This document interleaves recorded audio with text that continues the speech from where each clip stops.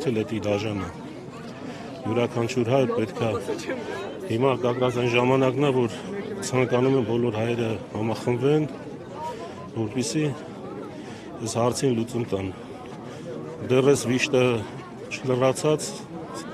ընդամենը 2 տարի առաջ արցախցիներին նույն տեղահանությունը եղավ,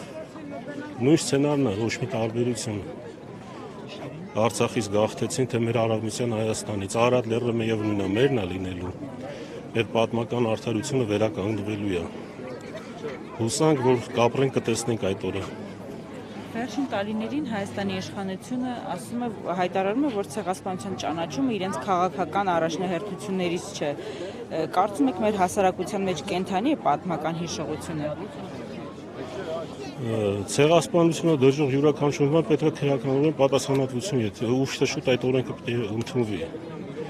որովհետև չի կարելի ուրանալ ամբողջ ժողովրդի պատմություն, իսկ ով որ պատմություն ուրանում է, ինքը ապագա չի կարող ունենալ։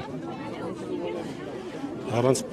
հիշողության, առանց անցյալի ապագա գոյություն չունի։ Իսկ միջազգային հանրության անտարբեր վերաբերմունքը ինչպես է գնահատում։ Այսօր երկրորդական է միջազգայինը, որովհետև այսօր նախ եւ առաջ պետք է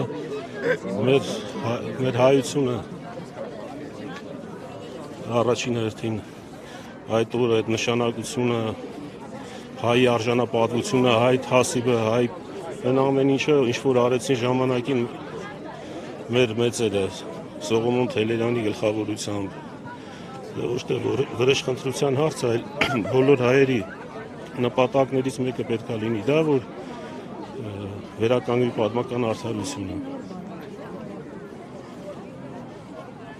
Իսկ մնացածը կապրենք, տեսնենք, ժամանակը ցույց կտա։ Այս բազմությունը ցույց է տալի մի բան, որ հայոց հոգին դեռ չի կոտրվել, դեռ հույս կա ամեն ինչը վերականգնելու։